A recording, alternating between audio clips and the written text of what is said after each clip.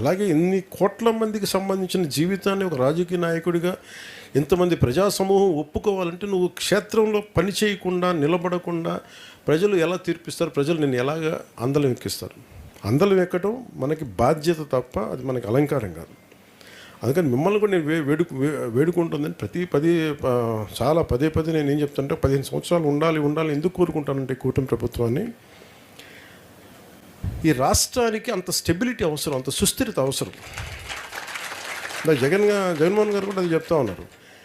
ఇది మీరు జైలుకి వెళ్ళగానే నేను బెంగళూరు నుంచి మెసేజ్ ఇచ్చానని చెప్పడానికి ఏంటంటే ఇది చాలా తప్పన పడుతున్నాం అందరం.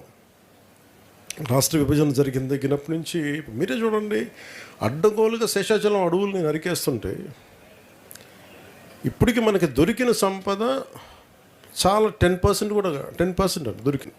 అది 1000 కోట్లు ఉంది.